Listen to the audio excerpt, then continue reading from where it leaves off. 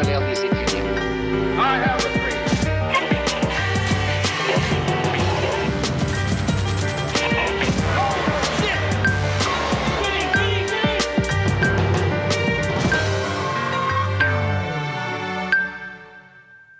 I'm not saying that we're better or greater or comparing us with Jesus Christ as a person or God as a thing or whatever it is. You know, I just said what I said and it was wrong or was taken wrong and now it's all this.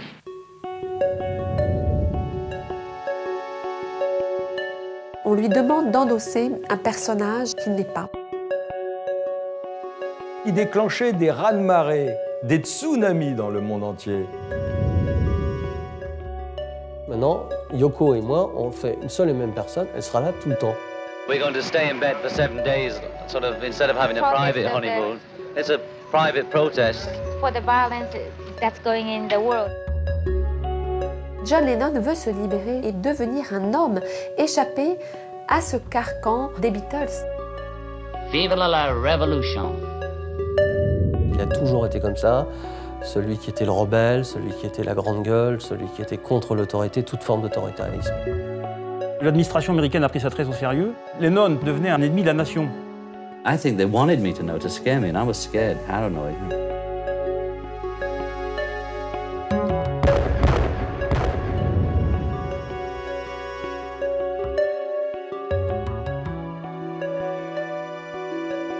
Mais qui était donc John Lennon? Un nom qui résonne aujourd'hui encore et pour toujours. Ainsi vont les mythes. Comment de 4 il est finalement devenu 1? À l'origine de tout, il y a 4 garçons, membres d'un groupe, pas comme les autres. Il y a John, Paul, Ringo et George. On les appelle les Beatles. Mais au fil des ans, le génie collectif va laisser place à une aventure plus individuelle, celle d'un contestataire. Le petit gars de Liverpool ne voulait plus de cette aventure collective. C'est déjà difficile de vivre à 2, disait-il. Alors à 4. Mais oublions les chiffres. Le visage de l'idole va alors se transformer. Les idées se forger. Inspiré par une muse, John devient John Ono Lennon. Yoko est passé par là et les paradis artificiels aussi. Mais avant de devenir cet artiste militant, il a été avant tout un Beatles, ce groupe de jeunes Anglais qui en seulement 2 ans va révolutionner la musique pop. Et c'est en France que tout a commencé. Nous sommes en 1964. Ils sont encore méconnus, mais cela ne va pas durer.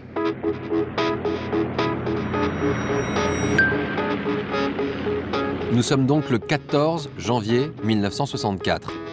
Un petit avion se pose sur l'aéroport du Bourget. À son bord, John Lennon et son groupe, les Beatles. Pour les accueillir, un seul journaliste français a fait le déplacement.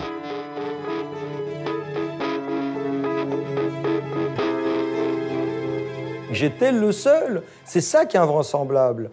Il y a une photo, il y a une petite foule. Je suis derrière d'ailleurs. Ce sont que des journalistes anglais.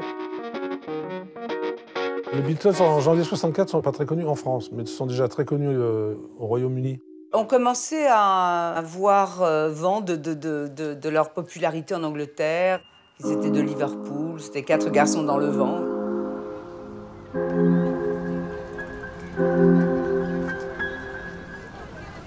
Dès leur arrivée, les Beatles en profitent pour visiter Paris. Et pour l'instant, ils peuvent se promener en toute tranquillité. Les gens ont un regard curieux, un comportement amusé. Effectivement, quand ils descendent des Champs-Élysées, ils vont acheter des cartes postales. Bon, ils sont entourés de leurs gardes rapprochés quand même, de quelques photographes, mais ils peuvent effectivement circuler. Ces bons enfants, ils ne sont pas assaillis par les fans, comme c'est déjà le cas en Angleterre. Et le soir, les Beatles rejoignent l'Olympia. C'est ici qu'ils ont rendez-vous avec le public français. Mais comme ce sont encore des inconnus, ils partagent l'affiche avec d'autres artistes plus populaires, comme Sylvie Vartan. C'était un peu difficile, j'étais la seule fille avec ma petite robe en mousseline. C'était mes débuts, j'étais poussée par une force incroyable et par le succès auprès des teenagers et des jeunes. Il t'a dit je t'aime, tu l'as cru. C'était le soir même où tu l'as connu. Aujourd'hui tu pleures car tu l'as vu. Embrasser la meilleure de tes amis. Quand vous avez 19 ans, ma foi, on ne se pose pas toutes ces questions, on reçoit les choses et on ne pensait pas que ce concert serait mythique. Mythique, car les Beatles vont vite imposer un nouveau son, Au bout de quelques concerts, ils enflamment l'Olympia.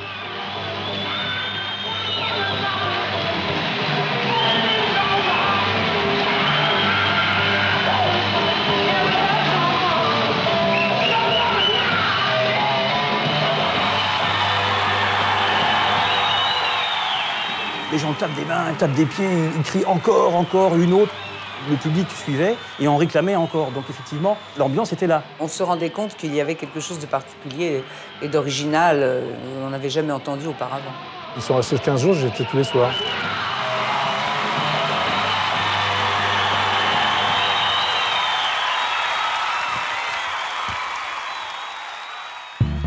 Un nouveau son, mais aussi un nouveau style, unique. Costume noir et coupe au bol. Les Beatles séduisent immédiatement le public français, et pour cause. John et Paul étaient venus à Paris en autostop. Ils avaient vu que les petits Français avaient la mèche, comme les acteurs de la Nouvelle Vague. Donc ils se sont décoiffés et recoiffés à la française. Le monde entier ne sait pas que la coupe Beatles, au départ, c'est une coupe française. Il y avait cette frange comme ça qui descendait, que tout était merveilleusement bien dessiné. Les costumes un peu Piccadilly Circus, costume gris, chemise blanche comme ça avec petit col et puis la petite cravate. Ils ont lancé vraiment une mode, quoi. On disait, mon Dieu, les mauvais garçons avec les cheveux longs et tout. Enfin, quand on les voit maintenant, on rigole parce qu'on a l'impression que en fait, c'était des premiers communiants. Hein. Mais à l'époque, les gens adorent ce style. Et en à peine 15 jours, les Beatles réussissent leur pari. Ils ont conquis la France. Nous passions beaucoup de temps dans les coulisses et puis on nous photographiait sans arrêt. Alors, sur beaucoup de ces photos, je fais la tête parce qu'on en avait assez d'être photographiés. Il régnait dans les coulisses, oui, une atmosphère très joyeuse et c'est surtout John Lennon qui était le plus rigolo, qui avait le plus d'esprit à mon sens. Car dès le départ, John Lennon n'est pas un Beatles comme les autres. Il ne supporte pas cette image de gentil garçon propre sur eux, imposée par leur manager. Alors, il va très vite chercher à se démarquer.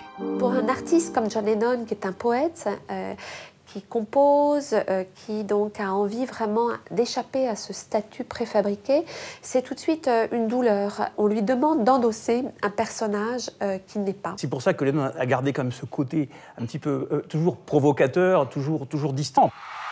Mais c'est ensemble, et avec cette image, que les Beatles vont devoir affronter le succès planétaire qui s'annonce.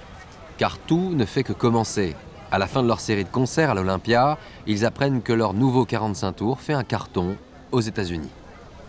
I Want to Hold Your Hand est numéro 1 aux États-Unis. Ils l'apprennent à ce moment-là, donc dans leur chambre d'hôtel au George V.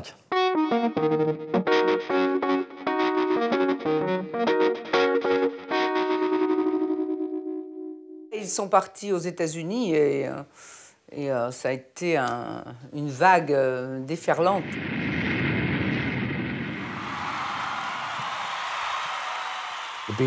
Les Beatles étaient connus, mais en allant aux États-Unis, ils sont devenus des célébrités internationales.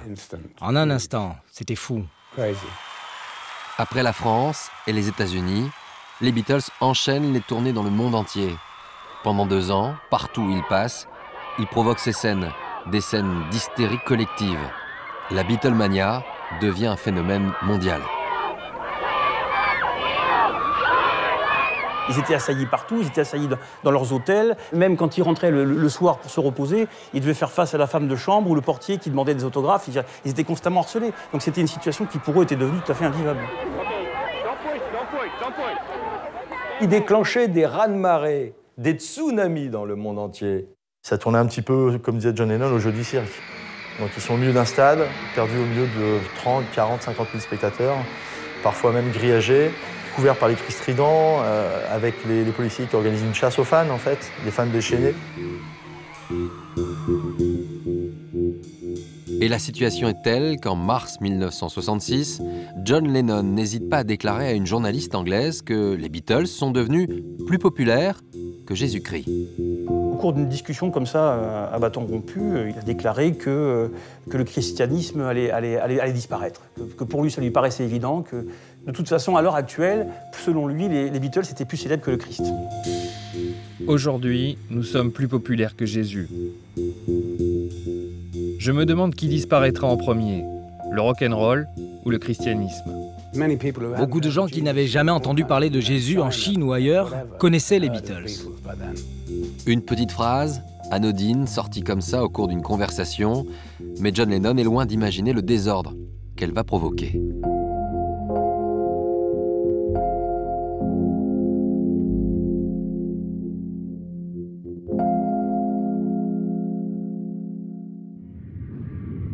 Pendant l'été 1966, les Beatles sont de retour aux États-Unis. Mais la déclaration de John Lennon les a précédés. Et dans le sud du pays, à Memphis notamment, où les Beatles sont attendus dans quelques jours, les radios ne parlent que de ça.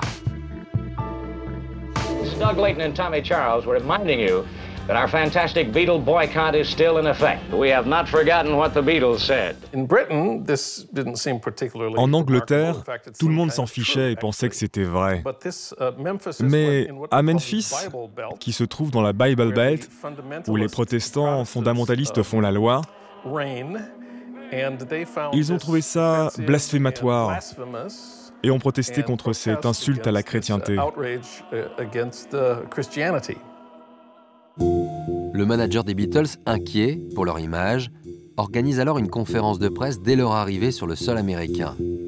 Il demande au groupe de s'excuser.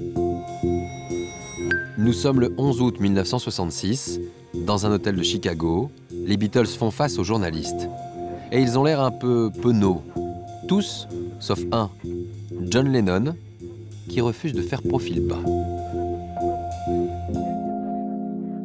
Lennon était hyper surpris, choqué même.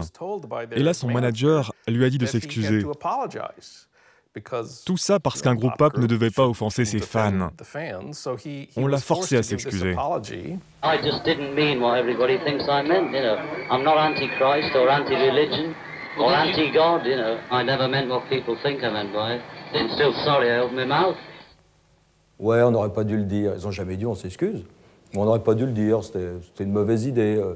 C'était un lapsus. Et puis on l'a pas vraiment dit comme ça. Mais John Lennon, fuck off, il n'en avait rien à... Bon. C'était très très délicat pour lui de se justifier parce que dans l'idée, c'était pas une véritable provocation. Il pensait pas que ça prendrait cette ampleur-là. If it had said we're more, television is more popular than Jesus, I might have got away with it. I'm not saying that we're better or greater or comparing us with Jesus Christ as a person or God as a thing or whatever it is. You know, I just said what I said and it was wrong or was taken wrong and now it's all this. It made him very, on voyait qu'il était secrètement en colère d'être forcé de s'excuser, alors que la situation lui paraissait ridicule. À cause de l'attitude de John Lennon, cette conférence de presse n'aura servi à rien. Au bout de quelques jours, les Beatles arrivent dans les États du Sud et l'accueil est sans surprise. Ils ne sont pas les bienvenus, et en particulier John Lennon. Les Beatles sont allés à Memphis, la ville d'Elvis Presley. Ils ont été surpris et désespérés d'avoir pour comité d'accueil une manifestation organisée par le Ku Klux Klan. The Beatles made a statement in all the newspapers that they're getting more better than Jesus himself, and the Ku Klux Klan, being a religious order, will come out and make a stop to these accusations. This is nothing but blasphemy. Mais au-delà des intégristes, toute la population de Memphis diabolise les Beatles. Et tout d'un coup, les gens se mettent même à détruire tout ce qui porte leur nom. Il fallait brûler tous les disques des Beatles. On a organisé des immenses autodafés en jetant les disques, tous les produits dérivés, tout ce qui était à l'effigie des Beatles, les affiches, tout. Il y a eu des scènes d'une violence inouïe, orchestrées par des pasteurs, les ligues de défense des bonnes mœurs, des ligues de parents qui cherchaient justement à contrôler les mœurs de leurs adolescents. L'Amérique avait raffolé des Beatles. Elle leur avait fait un accueil triomphal et d'un seul coup, ils brûlaient ce qu'ils avaient adoré. You burning your Beatles? Yes, sir, I burn them. I've already burned them. Every time I hear them sing, I can't help but think about what they're saying. We don't owe them a thing and we can't just sit back and take it. Au cours d'un concert, il y a quelqu'un qui a jeté un pétard sur la scène et Lennon ne portait pas de lunettes sur scène. Or, il était myope. Il a entendu cette explosion, il a cru qu'on lui tirait dessus et il s'est jeté à plat ventre. Il se disait, on va se prendre un pruneau dans la gueule. Il aurait pu se faire tuer, c'était effrayant. Ça vous donne une idée de l'ambiance des concerts de l'époque où c'est cette tournée qui pour eux a été la tournée en trop. John Lennon est comme tous les autres Beatles, terrorisé par cette violence. Pourtant, il découvre également un certain avantage à la situation. Il réalise que ses paroles ont un impact incroyable et il a dès lors bien l'intention d'en user. Il s'est dit, puisque malgré moi, j'ai provoqué tellement de choses, eh bien, je vais maintenant utiliser les médias pour ce que moi j'ai envie de leur dire. Et il va profiter d'une nouvelle conférence de presse pour contester cette fois la guerre du Vietnam. It seems a bit silly to be in America and for none of them to mention Vietnam as if nothing was happening. À l'époque, les pop stars ne sont pas censés faire de commentaires politiques. Et Lennon brise la règle.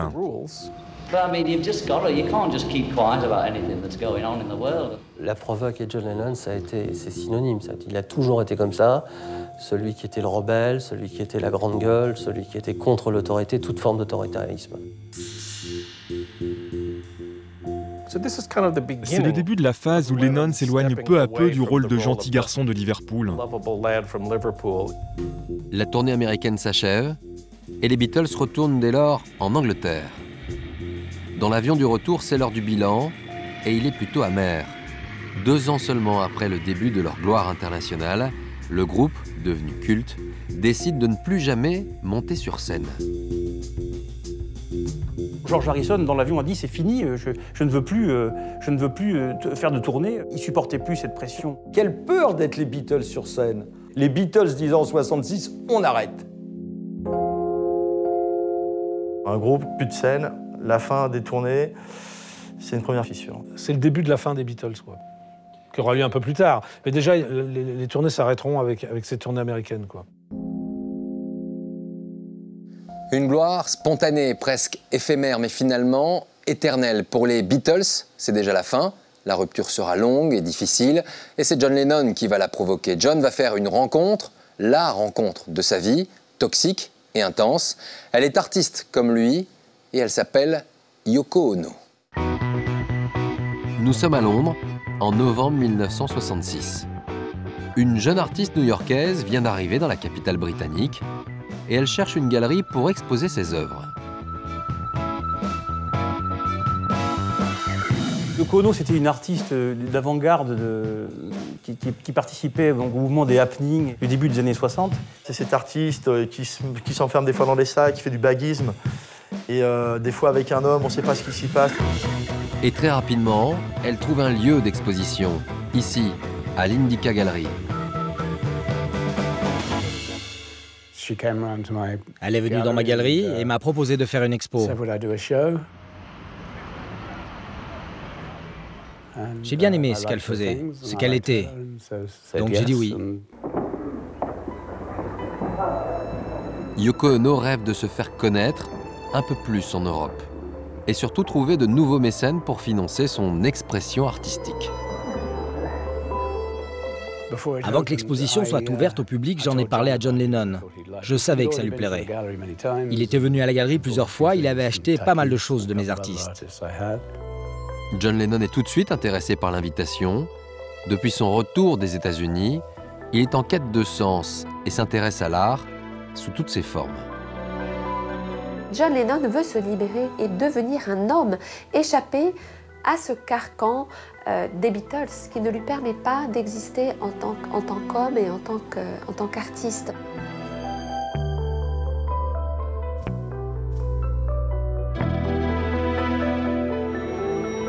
Nous sommes le 9 novembre 1966. La veille du vernissage, John Lennon se rend à l'exposition. Yoko et lui ne se sont encore jamais rencontrés. Yoko m'a dit qu'elle ne savait pas qui était John Lennon. Elle n'avait jamais entendu parler des Beatles. J'ai dû lui expliquer qui il était. John entre alors dans la galerie et il tombe sur un marteau posé sur une planche de bois. C'est à ce moment-là que Yoko vient à sa rencontre. Elle a pris le marteau et un clou Elle s'est approchée de la planche de bois et lui a dit « Vas-y ». Elle lui demande qu'il paye pour mettre un clou, je crois 15 shillings. Il lui a dit « Ah bon, bah écoute, je te donne 15 shillings imaginaires et je plante un clou imaginaire ». Et c'est là que le déclic s'est déclenché. Ils avaient compris qu'ils étaient sur la même longueur d'onde. C'était de l'anti-art, typique de l'époque. Lennon n'avait jamais vu ça, il était fasciné.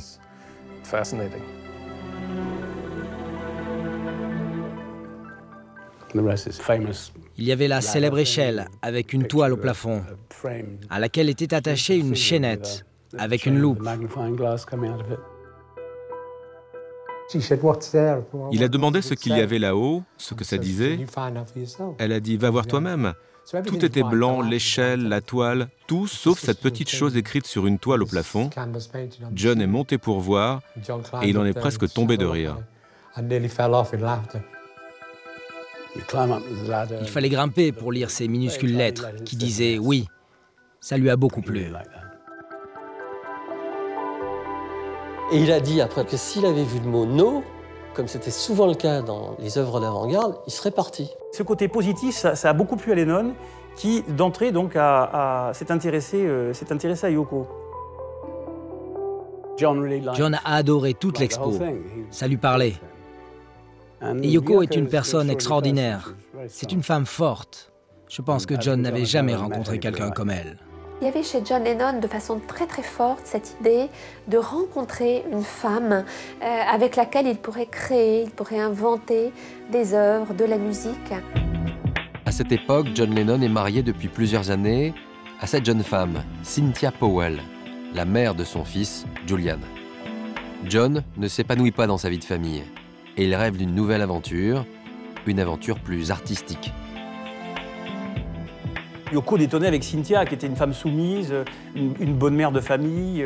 Elle était financièrement dépendante de son mari. Yoko, c'est l'inverse, c'est la femme libérée. Elle est très exotique, elle est très américaine et en plus avant-gardiste. Tout cela a fasciné John Lennon.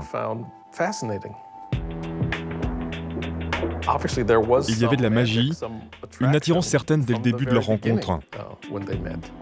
Mais Yoko, à cette époque, est également mariée à cet homme, Tony Cox, un artiste de l'avant-garde comme elle. Alors, pendant des mois, elle va entretenir avec John une relation officiellement platonique.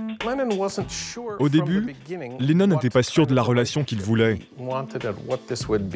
Il avait eu tout ce qu'il voulait comme conquête féminine, donc c'est pas tellement ça qu'il recherchait. Sa première intention était de sponsoriser Yoko. Il l'aiderait à faire de la publicité de son travail. Il voulait que tout le monde la connaisse.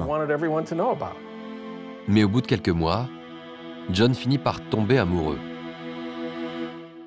Il ne pouvait pas arrêter de parler d'elle. Il était tellement dingue de Yoko Ono. C'était incroyable.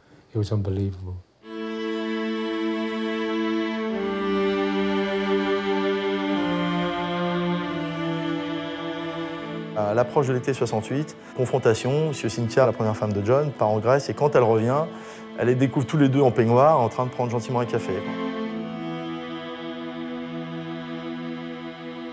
Donc là, il n'y a plus d'équivoque possible, il y a adultère et de là va s'enclencher la médiatisation à outrance de son couple avec Yoko. John Lennon a désormais un nouveau centre d'intérêt dans sa vie, Yoko Ono. Et c'est avec elle qu'il va s'échapper de son personnage des Beatles. En janvier 1969, les 4 musiciens vont cependant travailler une dernière fois ensemble. Ils sont réunis dans ce studio depuis plusieurs semaines afin de terminer l'enregistrement de leur dernier album, Let It Be. Et le malaise est toujours là.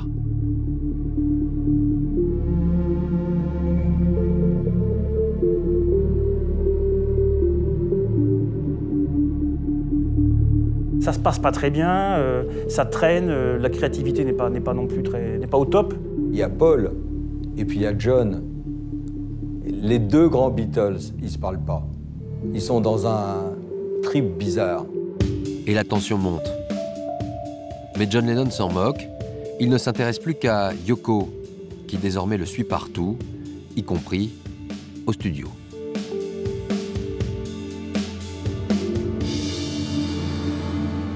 Lennon dit « Je suis avec elle maintenant, c'est ma muse, elle va où je vais ».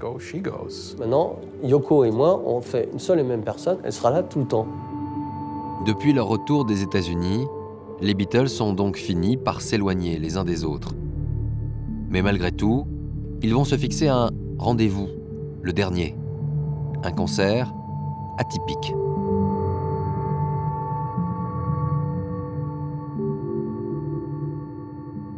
Au départ, McCartney avait des idées grandiloquentes. Pour le concert de finale, il voulait organiser ça dans un amphithéâtre en Tunisie. Au départ, bon, techniquement, c'était pas réalisable. Ils ont eu tout un tas d'idées. Ils se sont dit, on va jouer sur un yacht en plein milieu de l'Atlantique. Bon, ils ont aussi laissé tomber ça. Alors Lennon, est-ce que c'était pour plaisanter ou pas, a suggéré de faire un concert dans un asile psychiatrique. Et tout d'un coup, ils ont l'idée d'utiliser le toit de leur maison Apple à Savile Row. 1, 2, 3, 4. And if somebody loved me like she does, oh, she does me. Yeah, she does. Imagine la scène, on est en plein hiver, hein, 30 janvier 69, il fait froid, ils ont des manteaux de fourrure et puis ils essaient de jouer, il y a du vent. Tout le monde est sorti de son bureau, les gens étaient dans la rue. Et dans la Grande-Bretagne, il y avait encore des messieurs avec des chapeaux melons et des parapluies qui regardent. Qu'est-ce que c'est là-haut? Oh, les Beatles, shocking.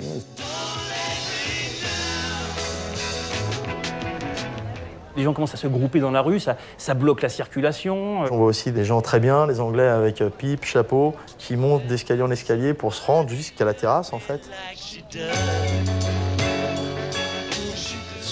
Les rues étaient bloquées, tout le quartier était fermé. La police ne savait pas quoi faire, ils se demandaient ce qui se passait. Et eux, ils jouaient, c'était fou. Et là, ils vont être interrompus au bout d'une quarantaine de minutes, en fait. Donc des bobbies vont intervenir. On leur demande de stopper leur concert parce qu'en bas, c'est la grosse pagaille. Le trafic est interrompu et il y a plein de gens qui écoutent la musique, quoi. Un moment magique. C'était la dernière fois qu'ils ont joué ensemble. Ils n'étaient pas stupides. Chacun avait la même intuition. C'était la fin. On est le 30 janvier 69 à ce moment-là. Et là, c'est leur dernière prestation, effectivement, ensemble. Ouais. Et la prestation était belle. Le temps d'un concert, les Beatles ont retrouvé le plaisir et l'innocence de leur début. Mais ils n'auront plus jamais l'occasion de rejouer ensemble.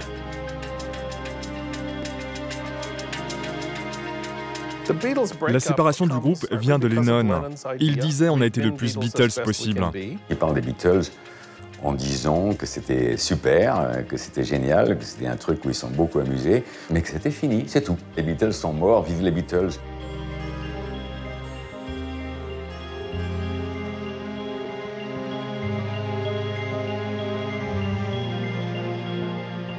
Et la séparation des Beatles prendra du temps, car l'enjeu financier est de taille, c'est un héritage lourd qui ne passionne pas John Lennon. Lui est déjà ailleurs. Son autre monde, son autre vie, c'est celle qu'il partage désormais avec sa compagne, Yoko Ono. Quelques mois plus tard, en mars 1969, John épouse Yoko à Gibraltar. Et c'est avec elle qu'il va vivre ses plus grands délires artistiques.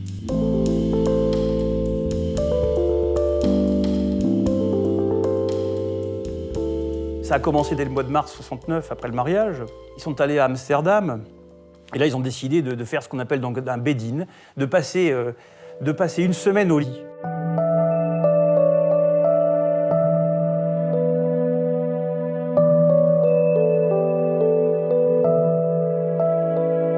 Les journalistes viennent forcément aussi. Il y a John, il est encore Beatles à l'époque.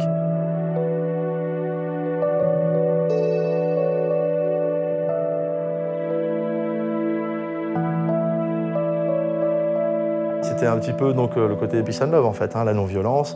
Donc c'est des choses que John voulait promouvoir un petit peu partout dans le monde. We're going to stay in bed for 7 days, sort of, instead of having a private honeymoon. It's a private protest. For the violence that's going in the world, you see. To say, We feel that instead of making war, it's better to just stay in bed. Let's stay in bed for spring. and grow your hair Yes. for peace. Let it grow till peace comes. Ça a fait tellement de bruit que la performance a rencontré beaucoup de succès. Un succès sur lequel John et Yoko entendent bien surfer. Ils vont alors multiplier les apparitions publiques avec un message de plus en plus politique. But we all know why we're here. To bring the boys home are the only people that can do it. Lennon was interested Lennon s'intéressait aux droits des Noirs. Il s'intéressait au mouvement anti-guerre. Il voulait faire partie de son époque. Il ne voulait plus être une pop star. Il poursuivait les combats des années 60. Et cet engagement va le conduire à un acte symbolique fort. En novembre 1969, John Lennon, le pacifiste, conteste la participation de l'Angleterre dans la guerre du Vietnam. La plus grande star anglaise du moment va ainsi rompre avec sa patrie. Lui et ses autres camarades, les Beatles, avaient été décorés quelques années auparavant de la Légion d'honneur britannique, décernée par la reine, le MBE, Members of British Empire.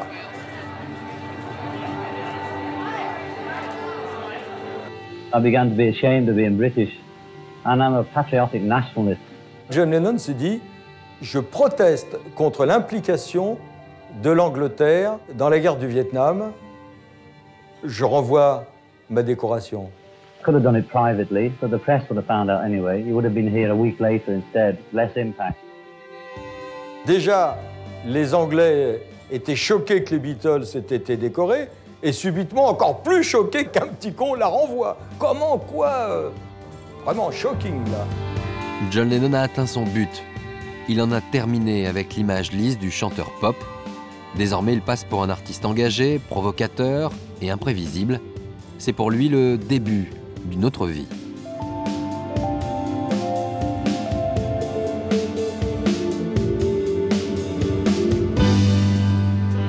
Et c'est par une chanson que John Lennon va marquer cette transition. Il sort rapidement un premier album solo avec un morceau emblématique, God.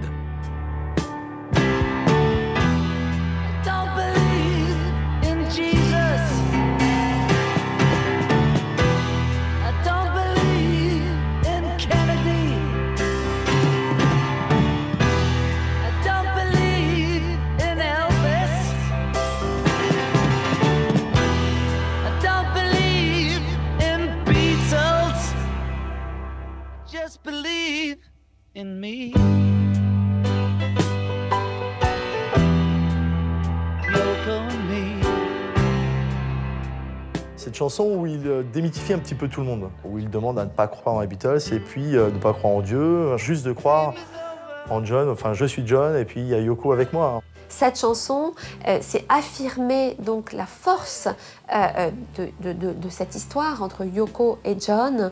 Et dans cette façon de faire la table rase, c'est une façon de repartir à zéro. Les fans avaient le cœur brisé. Ils étaient désespérés parce que ça représentait la fin des 60s.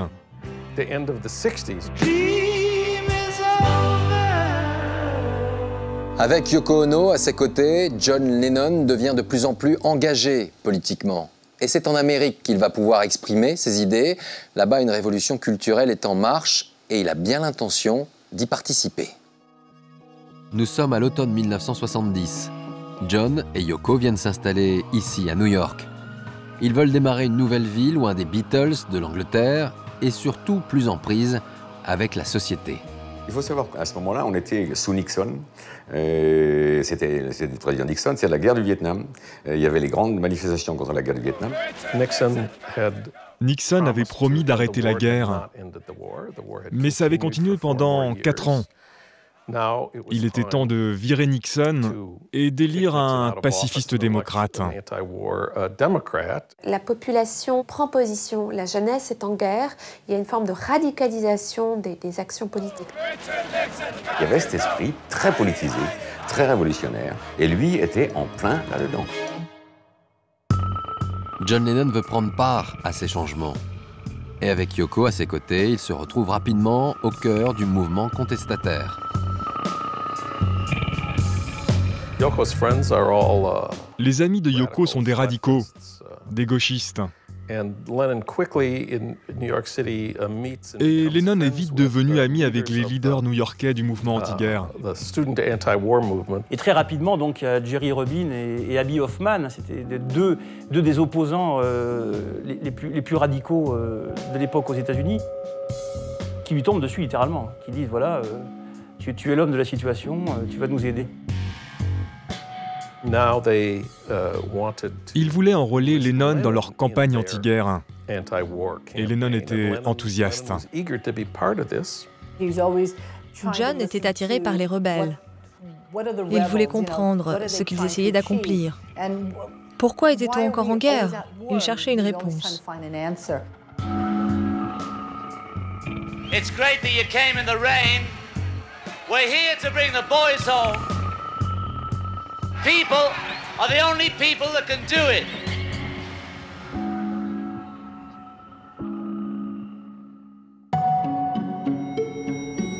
Le 5 décembre 1971, le journaliste français Jean-François Vallée rend visite à John Lennon.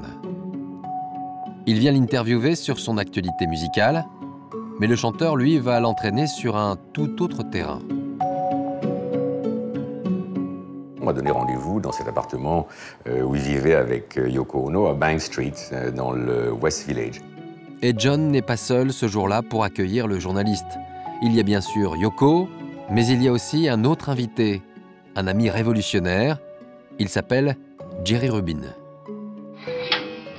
Lui et Yoko et Jerry Rubin ont beaucoup emmené l'interview dans les endroits qui les intéressaient à eux à ce moment-là, c'est vers des notions politiques, vers des notions anarchistes, enfin leur notion de révolution. Ce que je pense, c'est que toutes les prisons devraient être ouvertes, les prisonniers libérés, les juges mis en prison pour 3 jours pour voir ce que c'est. Elle est un peu dingue cette interview quand même, je veux dire, ils y vont très fort. Il faut détruire le capitalisme, les banques, distribuer l'argent à tous. Et il faut la violence pour ça, non? Le système exerce la violence pour se protéger. Et si la conscience des gens change, la violence du système sera enrayée. Vive la révolution! Jerry Rubin est expérimenté. Il a passé des années à organiser des manifestations, écrire des pamphlets. Lennon est un novice. Il veut participer au combat sans trop savoir quel rôle il peut avoir en tant que chanteur célèbre. Vous faites de la politique à travers votre musique? Je reste avant tout un musicien avec beaucoup d'autres choses qui m'intéressent à côté. Les musiciens, aussi bien les Who, les Stones ou les Beatles, ont tous parlé de politique dans leur musique, mais ils ne font rien dans la réalité. Nous faisons partie du Front de libération du rock maintenant. Jerry Rubin a une idée très précise de ce qu'il attend de John Lennon. Son idée, c'est d'organiser une tournée nationale avec John Lennon qui coïnciderait avec les élections présidentielles de 1972. En février, nous partirons en tournée, enfin on espère. Et dans cette tournée, les concerts seront gratuits et si on gagne de l'argent, il sera distribué sur place, soit pour les prisonniers ou pour les types qui manqueront d'argent, qui en auront besoin. 72, qu'est-ce que c'est? C'est l'année où on a fait passer l'âge du droit de vote à 18 ans. Donc il y avait 11 millions d'électeurs potentiels qui arrivaient sur le marché, et c'était probablement des fans des Beatles et des gens anti-guerre, en tout cas anti-guerre du Vietnam. Ils voulaient combiner rock et pacifisme. Ils voulaient pousser les jeunes à s'inscrire pour qu'ils votent contre Nixon. Et le premier concert politique de John Lennon va avoir de telles retombées que le président des États-Unis en personne va s'intéresser de très près au chanteur.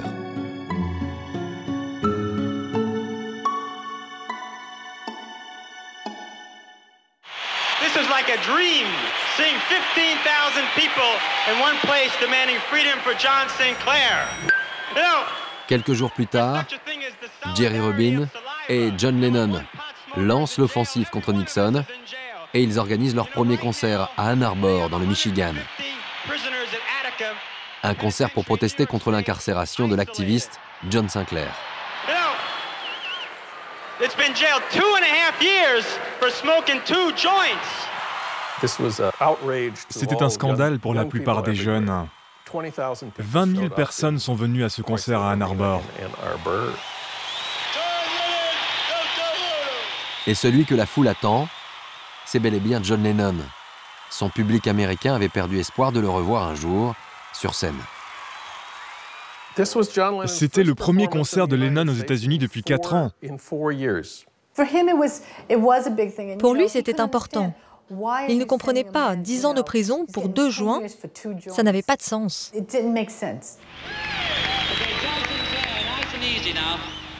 Lennon a écrit une chanson pour l'occasion, L'injustice de John Sinclair.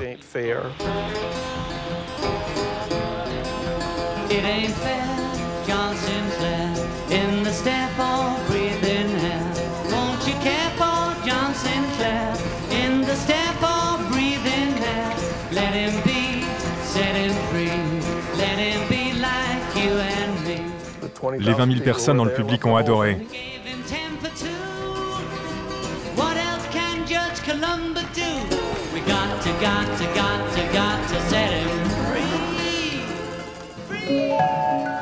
John Lennon a réussi à lui seul à transcender la foule.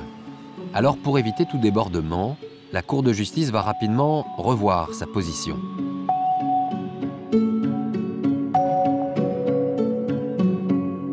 Ça a eu un tel retentissement que cette cour s'est réunie à nouveau. Et 2 jours plus tard, la Cour a libéré John Sinclair. C'était incroyable. Ça avait marché. Et ils étaient impatients de le refaire. John Lennon est donc parvenu à ses fins, mais il ignore encore que son intervention a attiré l'attention des autorités américaines. Son pouvoir de nuisance commence même à inquiéter les plus hautes instances du pays.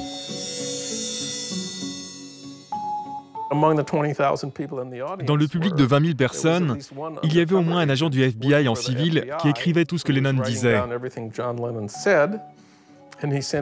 Il a envoyé son rapport à Hoover, le directeur du FBI. Le rapport du FBI détaille ici les paroles de la chanson de John Lennon. Au bas de la page, la somme impressionnante des dons récoltés par le comité de soutien, plus de 26 000 $. L'administration américaine a pris ça très au sérieux, et notamment donc, à l'époque le président Nixon qui préparait sa réélection. Donc Lennon, pour Nixon, devenait un ennemi de la nation.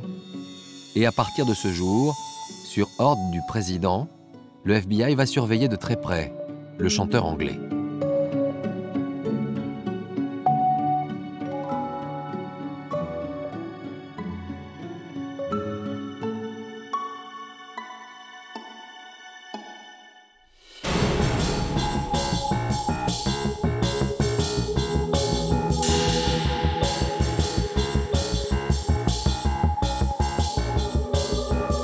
Ce processus de surveillance s'est mis en place. Son téléphone a été mis sur écoute, il était suivi dans la rue.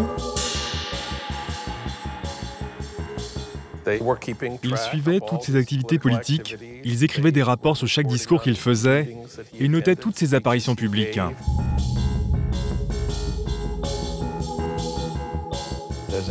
Il a un dossier au FBI, un énorme dossier au FBI, avec tous les rapports. Des rapports envoyés à tous les niveaux de l'administration Nixon, à la CIA, au FBI et bien sûr à la Maison-Blanche. Tout le monde observe les faits et gestes de John Lennon. John Lennon aurait donné 75 000 $ à un groupe de révolutionnaires radicaux. Le projet San Diego comprend un concert de rock avec John Lennon, l'ancien Beatles, et sa femme, Yoko Ono. John Lennon veut inciter les jeunes à s'inscrire massivement pour voter.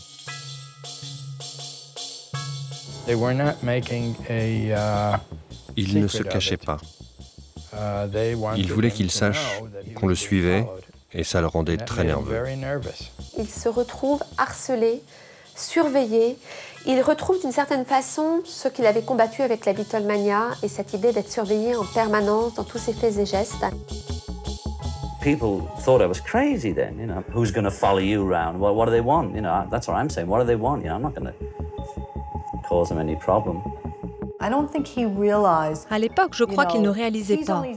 Il disait ce qu'il ressentait, mais il ne savait pas qu'il était devenu une menace, une réelle menace pour le pays. I think they wanted me to know to scare me, and I was scared, paranoid. You know. Lui, il voulait juste promouvoir la paix et il s'est mis tout le monde à dos. Et pour le dissuader de continuer, Nixon va user de tout son pouvoir. Le 6 mars 1972, le chanteur est convoqué ici, au siège des services de l'immigration. Le président tente de le faire expulser du territoire américain. Quand il s'aperçoit qu'on lui refuse la prolongation de son visa à cause de ses activités politiques, il ne comprend pas. Les autorités utilisent une vieille affaire de stupéfiants que les services d'immigration ressortent des archives. Nous étions alors en 1968. En octobre 68, la police londonienne avait interpellé le chanteur après avoir trouvé du cannabis à son domicile. John avait été condamné pour possession de résine de cannabis. On avait découvert par la suite que le policier qui l'avait interpellé lui avait tendu un piège. Il cherchait la notoriété en arrêtant des célébrités.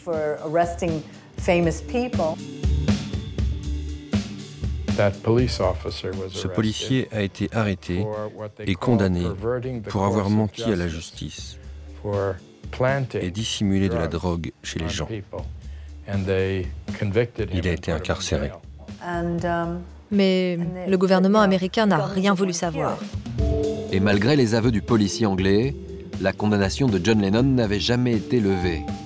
Et cela semble suffisant aujourd'hui pour le faire expulser. La loi américaine ne pardonne rien en matière de drogue. Do you think it's because of your anti-war action and not your marijuana conviction then? Well, I mean, let's say that a few friends of ours in the pop business have exactly the same conviction as me and are allowed to come and go as free as they like. They just don't happen to have the same point of view as me, or they don't state it. Et John Lennon n'a pas l'intention de se laisser faire. Il engage alors un as du barreau, l'avocat Leon Wiles.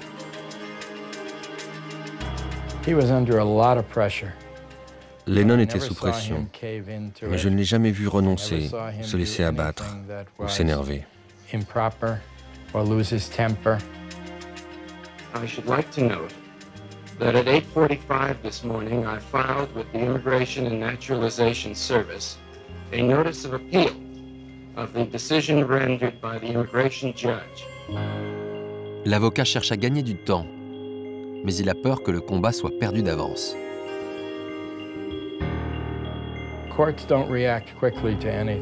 Les cours de justice ne réagissent jamais vite.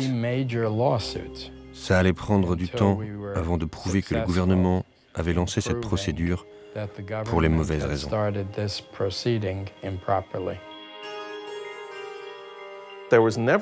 À n'importe quel moment, John pouvait être jeté hors du pays.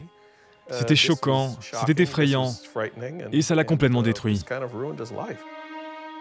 Lennon commence à ne plus supporter cette pression. Il commence à boire, à prendre des drogues.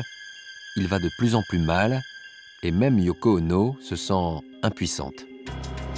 John perd quelque peu pied par rapport à tout ça. Il faut voir que leur vie intime en souffre terriblement. Ça se passe pas très bien avec Yoko Ono. Elle supporte plus tellement ses beuveries. Puis il prend un peu il prend de l'acide aussi. Il fait quelques tripes. Enfin, il est pas bien, quoi. Il est dans une mauvaise phase.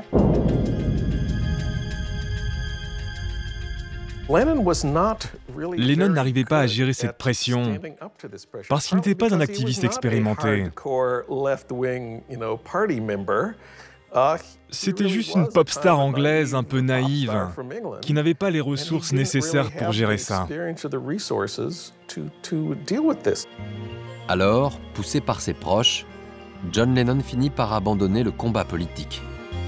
S'il veut rester sur le sol américain, il n'a plus le choix. Il doit se faire oublier.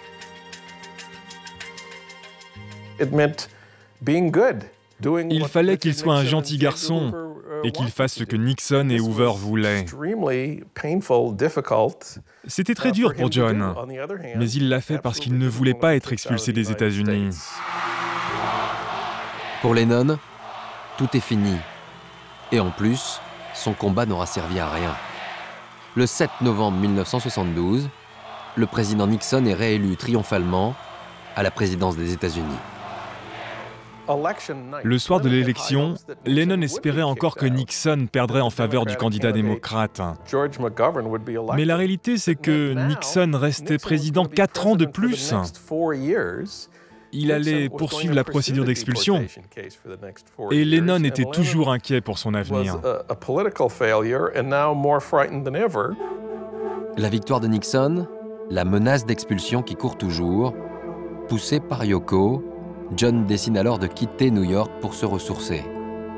Pendant ce temps, ses avocats, eux, tentent toujours de faire lever son avis d'expulsion.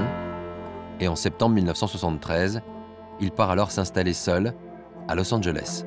Il arrive à Los Angeles et pendant cette période, il dit « j'avais l'impression de retrouver mes 15 ans ».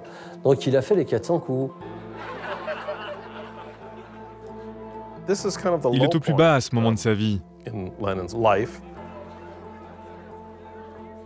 C'est une période où effectivement il frôle aussi des excès qui auraient pu le mener à des choses sans retour. Mais pendant ces mois de perdition, John a pris le temps de réfléchir.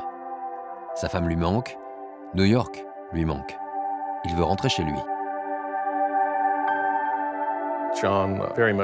John voulait retourner vers Yoko. Ils se sont parlé au téléphone et il lui a demandé s'il pouvait rentrer à New York.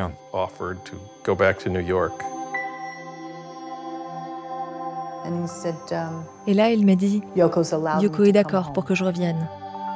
Quelques semaines plus tard, John est de retour à New York et il a retrouvé toute sa joie de vivre. Bonsoir.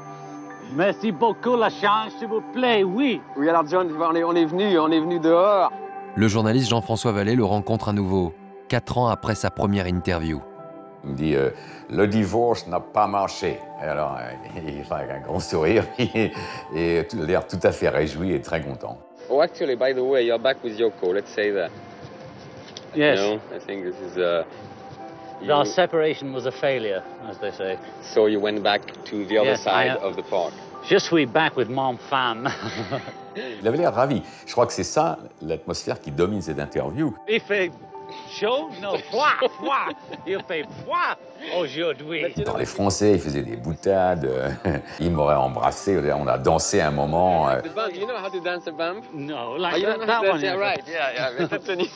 Right, I'll bump. Il était dans une humeur absolument merveilleuse, quoi, pétillante. Oh, it's wonderful. No, I don't think we can really talk about bump. Car John et Yoko viennent de prendre une décision importante. Fini la politique et le militantisme. Ce qu'ils veulent désormais, c'est fonder une famille et se fondent tout simplement dans la vie new-yorkaise. Il y a une envie très importante pour John et Yoko d'avoir une famille. John Lennon avait délaissé son premier fils, Julian. La vie de Beatles ayant été tellement extraordinaire, il n'a pas eu le temps de vivre ces moments-là. Et pour lui, c'est une sorte je dirais, on pourrait appeler ça une session de rattrapage. Yoko Ono tombe enceinte et le couple va redémarrer une nouvelle vie à son domicile, au 7e étage du Dakota Building.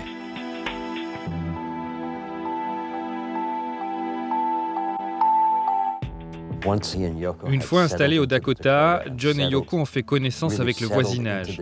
Il a commencé à se montrer dans la rue, et petit à petit, les gens se sont habitués à lui. Je voyais Lennon dans le voisinage, marcher sur la 72e. Il se baladait, entrait dans les magasins. Personne ne l'ennuyait. Les gens le saluaient. J'étais en uniforme, je disais « Bonjour, monsieur Lennon ». Il disait « Bonjour, monsieur le policier ». Il avait disparu pour le public depuis plusieurs années en tant que chanteur. Et ils avaient réussi à se faire une place dans la ville. John parvient à se faire oublier, mais il n'est pas encore sorti d'affaire. La menace d'expulsion est toujours en cours. Le 9 octobre 1975, le jour de son anniversaire, après 5 ans de procédure, il obtient enfin gain de cause. Ce jour-là, John est seul à la maison. Yoko est à la maternité. Il reçoit alors un coup de fil de son avocat. La décision de justice vient de tomber. Je l'ai appelé. Je venais d'apprendre qu'on avait gagné le procès.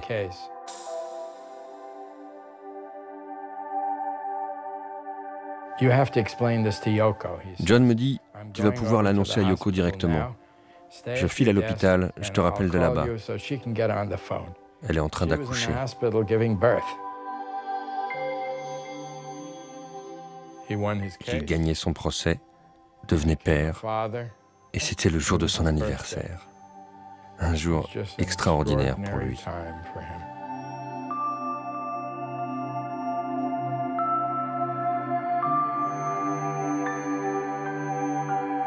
John disait, je me sens plus grand que l'Empire State Building. Quelle journée fantastique pour John. Et John peut enfin concrétiser son rêve. Savourer cette vie de famille qu'il n'a finalement jamais connue. Il va élever son fils Sean. Alors c'est lui qui va lui donner à manger. Il va surveiller son sommeil, il va lui apprendre à nager. En même temps, John fait la cuisine à la maison. C'est lui qui fait son pain. Il fabrique son propre pain.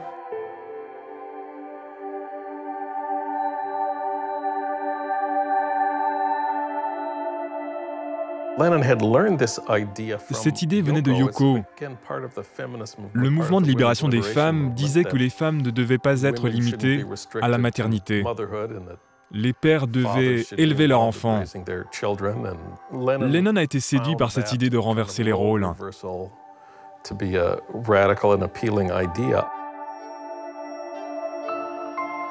Il jouit pleinement de sa vie d'homme au foyer, puisqu'il renonce complètement à s'occuper de ses affaires. Il demande à Yoko de s'en occuper. Et un an plus tard, le 27 juillet 1976, John réapparaît brièvement en public.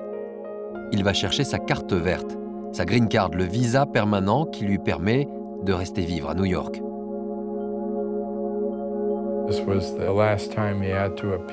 C'était la fin d'un long combat pour gagner le droit de rester aux États-Unis. Why have you been fighting so hard to stay in this country? We want to bring up our child here. He's born here. It's the best place to bring up a Eurasian child, right? Where else can you take one? I'm as American as most Americans. I've been here 5.5 years. Il se sentait accepté par ce pays. Il pouvait enfin se détendre. Il a complètement changé sa vision des choses. Maintenant, c'était un homme avec un toit. Et John disparaît alors à nouveau. En un an, lui, l'ancien Beatles adulé, a pris goût à la vie normale.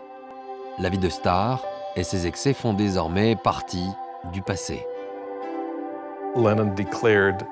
Lennon annonce même qu'il abandonne la musique. Il dit vouloir se consacrer à sa paternité et rester père au foyer.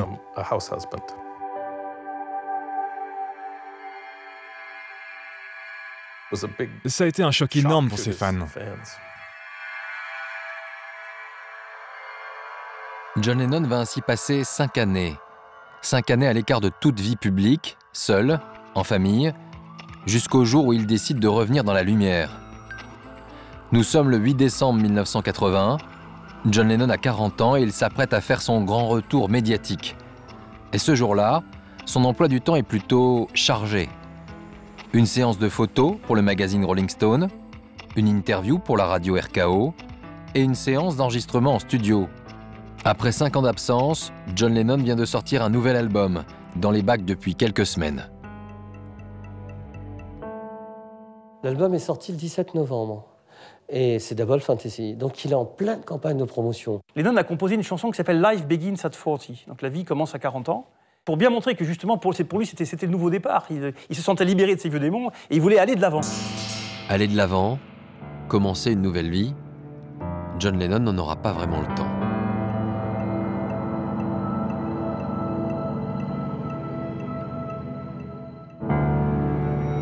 À 10 h du matin, la séance photo a lieu ici, au domicile des Lennon. Ce jour-là, John demande à être immortalisé avec sa femme, Yoko, et il a une idée. Il suggère l'idée de se dévêtir et de faire une photo un petit peu osée, comme il y avait déjà eu dans le passé. Peut-être un clin d'œil à l'album Two Virgins, où ils étaient nus tous les deux. Et il se met en position de fœtus sur Yoko Ono.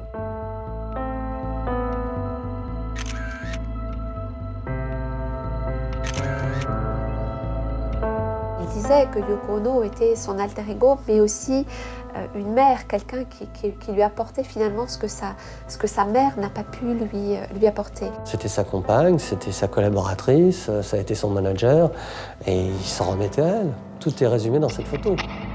Et le chanteur la trouve parfaite, à son image. Ce sera la dernière photo officielle de John et Yoko. À 12h30, le couple reçoit la visite d'un journaliste radio, Dave Cholin.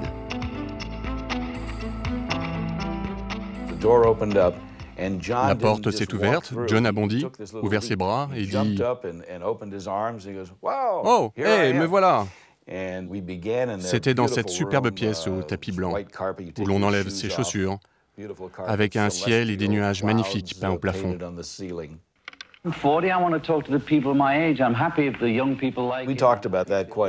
On a beaucoup parlé de sa vie de père au foyer, des 5 dernières années qu'il avait passées uniquement avec Sean et Yoko.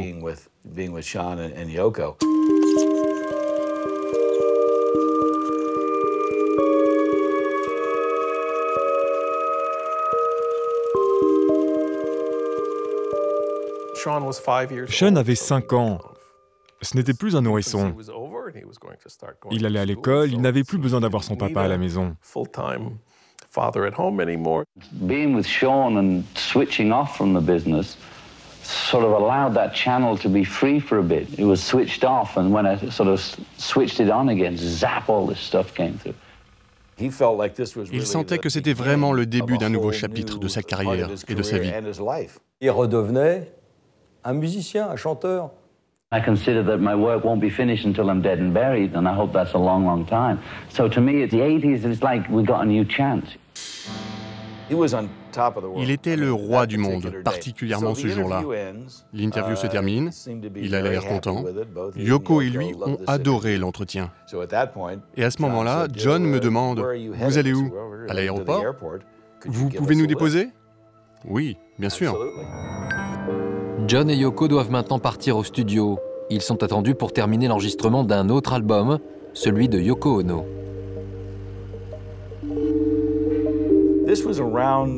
Il était à peu près 16h15. On est descendu attendre la voiture. Lorsque John Lennon arrive sur le trottoir, il est immédiatement abordé par des fans. Depuis la sortie de son nouvel album, ils sont de retour au pied de son immeuble.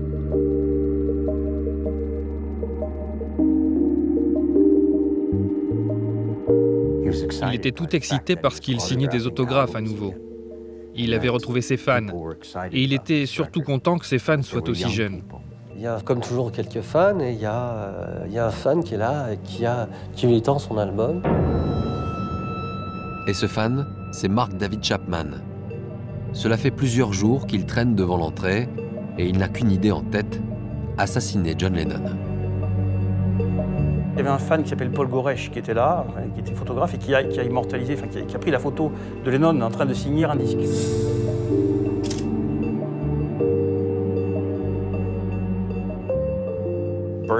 L'attaché de presse avait déjà donné l'album à Chapman, qui a demandé un autographe. Il s'est approché de John, qui a accepté de le signer. Lennon, très gentiment, prend le disque et il lui signe John Lennon, 1980. Il lui dit « C'est tout ce que vous voulez ?» Chapman lui dit oui. Et Lennon lui répète la question, il dit « Tu es sûr que c'est tout ce que tu veux ?»« Oui, oui, John, merci, John. » Il a signé, le gars est parti et je n'ai pas particulièrement tiqué. À ce moment-là, on ne savait pas qui il était. La gentillesse de Lennon a surpris Chapman. Mais il ne change pas ses plans. La prochaine occasion sera la bonne. Il est 17 h. John et Yoko attendent depuis une demi-heure sur le trottoir lorsque la limousine arrive. Ils prennent alors la route du studio. On a discuté en off dans la voiture, des Beatles principalement. Toutes sortes de rumeurs circulaient. Je lui ai demandé « Qu'est-ce qui se passe vraiment entre Paul et toi ?» John m'a répondu « On a eu des hauts et des bas, mais c'est un frère, et je l'aimerai toujours. »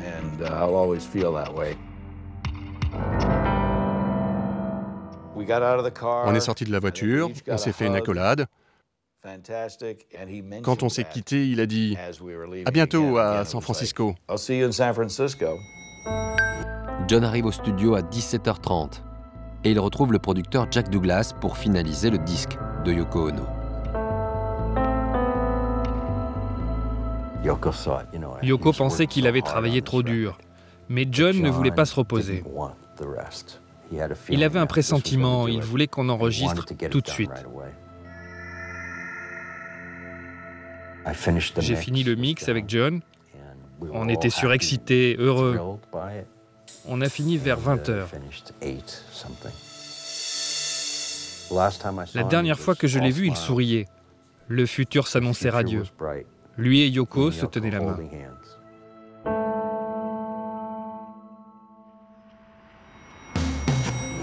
À 22h30, la limousine les attend à la porte du studio. John et Yoko reprennent la route du Dakota Building. D'abord, ils envisagent d'aller manger dans un restaurant. Et dans la voiture, ils disent non, en fin de compte, on rentre à la maison. Au lieu de rentrer avec la limousine dans la cour intérieure du Dakota, parce que c'est tout à fait possible, la limousine a glissé le long du Dakota, s'est arrêtée, et ils sont descendus pour rentrer. Et là, il passe devant une ombre et il reconnaît la personne à qui il a signé l'autographe. Il a fait un signe de tête pour les saluer. John Lennon a un mouvement pour se retourner face à son interlocuteur, et c'est à ce moment-là que Mark Chapman qui s'est mis en position de tir là-bas.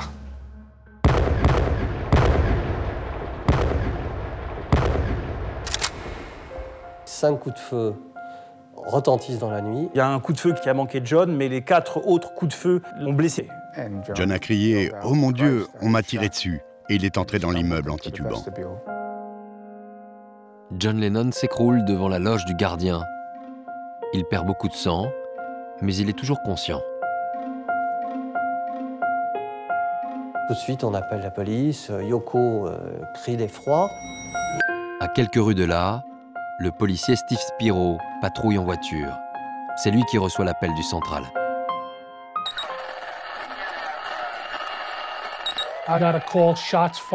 On a entendu l'appel qui signalait des coups de feu à l'angle de West et de la 72e rue. On y a répondu. On était à 2 blocs, donc on est arrivé en moins d'1 minute. La police arrive très rapidement. Il y a 2 voitures de police qui arrivent.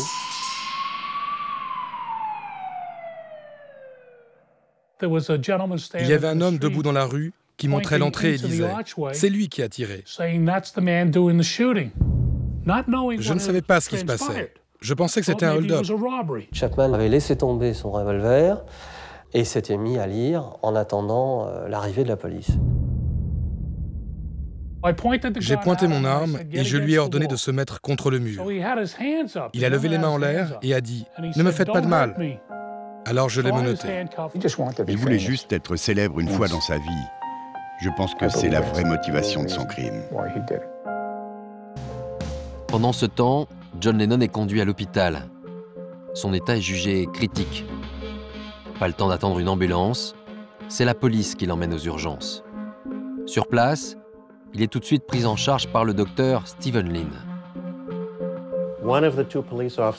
Le policier a porté John Lennon, l'a emmené dans la pièce et posé sur la table. On ne savait pas qui c'était à ce moment-là. Il n'avait ni pouls, ni pression sanguine à son arrivée, aucun signe de vie.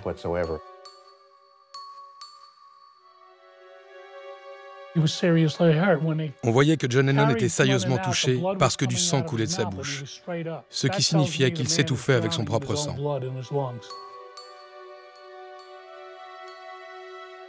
Je tenais le cœur de John Lennon dans ma main pour le faire respirer. Mais tous les vaisseaux sanguins près du cœur avaient été détruits. Il y avait 3 impacts de balles sur le haut de la poitrine et un sur le haut du bras. On ne pouvait rien faire. Les gens dans la pièce n'essayaient plus de le réanimer. J'avais compris. Le silence régnait quand John Lennon a été déclaré mort.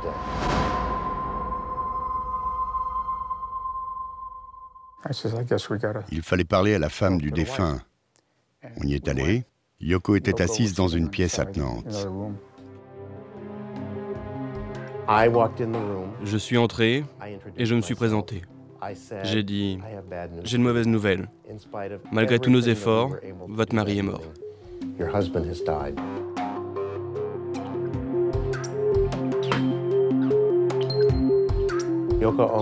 Yoko a répété « Non, c'est faux. C'est impossible. Dites-moi que ce n'est pas vrai. Il ne peut pas être mort. » Elle était allongée par terre et se cognait la tête contre le sol. J'avais peur qu'elle se fasse mal. Et elle a fini par accepter la mort de son mari.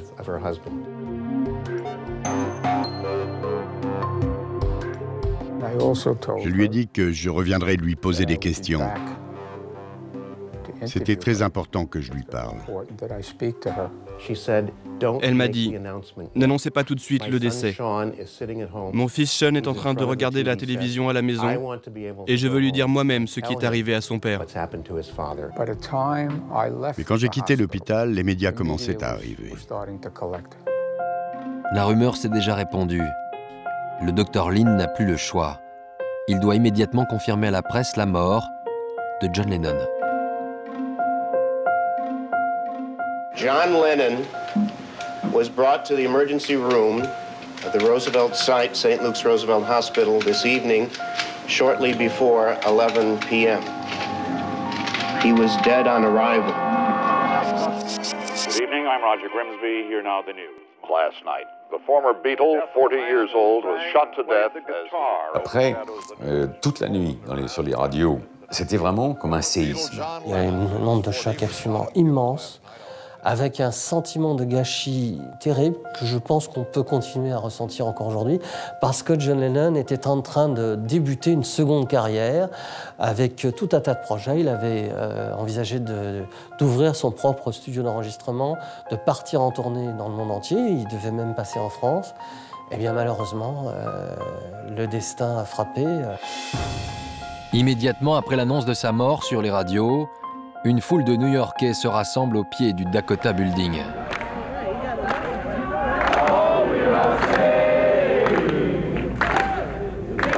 Je suis allé au Dakota immédiatement et il y avait une atmosphère très irréelle. Les gens étaient là, des gens chantaient, ils mettaient des bougies. Ils étaient très calmes. Le lendemain, des rassemblements s'organisent. Aux États-Unis, en Europe, en Asie, aux 4 coins du monde, les fans pleurent la mort de John Lennon. Et cela alors qu'ils n'attendaient qu'une seule chose, son grand retour. He's not dead. John Lennon can't be dead. He's a great person. We all loved him, and we're all gonna miss him. There's a lot of love that was felt for John Lennon. He cannot be replaced. Les gens pleuraient. Pourquoi cette émotion, cette catharsis collective? Pourquoi est-ce que John Lennon a donné lieu à cette catharsis collective? Ça dit quelque chose sur ce qu'était John Lennon. Les gens se sont sentis orphelins. Le fait que Lennon disparaisse, ça a été comme si on perdait un très bon copain, et puis quelqu'un, un leader charismatique. Il incarnait une grande partie des conflits, des combats, des ambitions et des espoirs, mais aussi des déceptions et des échecs de toute une génération. Ça représentait plus que de perdre une pop star. C'était comme perdre quelqu'un qui faisait partie de notre vie, parce que ces chansons avaient réussi à s'intégrer dans notre vie.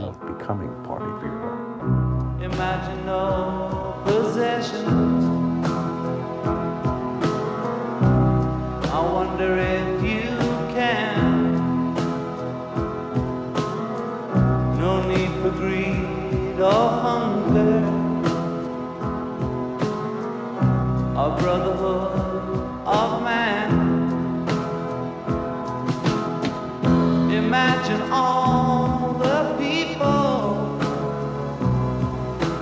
sharing all the world. John Lennon aura passé la moitié de sa vie à fuir son statut de star. Mais ironie du sort, cette mort brutale et incompréhensible va faire de lui une légende. Il est devenu une icône. C'est à ce moment-là qu'il est devenu une icône. Il a écrit une chanson, d'ailleurs en 1974, qui dit « Nobody loves you when you're down and out », c'est-à-dire personne ne vous aime quand vous avez un peu de dépression, mais tout le monde vous adore lorsque vous êtes 10 pieds sous terre. Et c'est exactement ce qui s'est passé. On a fait de John Lennon un saint. Un saint, une légende, mais qui n'a pas de lieu de culte. Aucune tombe sur laquelle se recueillir.